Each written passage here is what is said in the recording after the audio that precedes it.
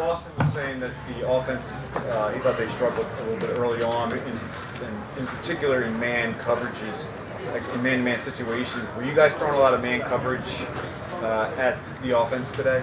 It just depended on the situation. You know, if there was a situation where we needed to tighten the coverage, yeah, we might have been in that. But we've been trying to work that technique in individuals. So I think that's probably why we excelled and the offense maybe struggled in that situation. What was that first week like being off the field and having to kind of keep involved without actually being here? It was super hard.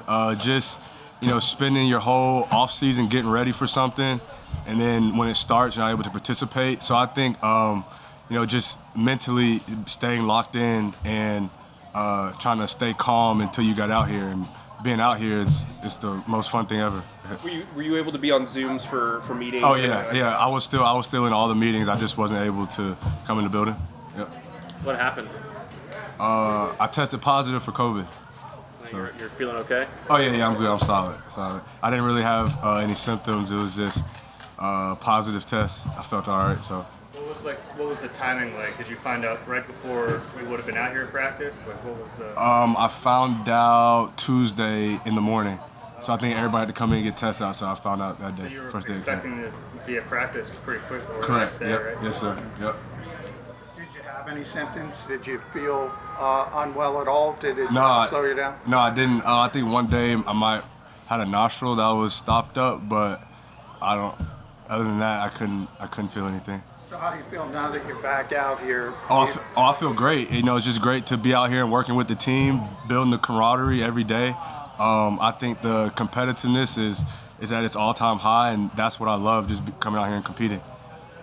Kind of a core special teams player in your past and everything. What are you noticing about like these guys, special teams and everything, what it's shaping up as and all that? That they take it very serious and that they're good at it. I think the core special teams players and our special teams coach, Michael Clay, does a great job of relaying what to expect. And I think the players accept it and receive it and put on tape what he expects. I want to say your first day back, you blew up a run for a tackle for a loss. How much were you chomping at the bit to kind of get back on? Oh yeah, I was so anxious. I just want to, obviously coming to a new team, you have to, even though you've been in the league 6 years, you have to prove to your teammates that you are who you are. So I think that was the biggest thing that I wanted to do, is just come out here and say, hey, I'm back, I'm at practice. What made you want to sign here, number one, and what role do you expect? I think just from watching the tape last year, you see a group of young, hungry guys, and then with the new coaching staff, with Coach Sirianni, Coach Gannon, talking to them in the offseason, I love Coach Gannon's coaching style, and I think on defense it kind of fits me, the type of defensive player I am, and then just the culture that we're building here. I want to be a part of it. Role. I mean, you've been a guy who's played on defense and a lot of special teams. Do you think special teams is how you're going to have to make the team, or do you think you have a chance to get some on defense too? Hey Slay, I'm just here to do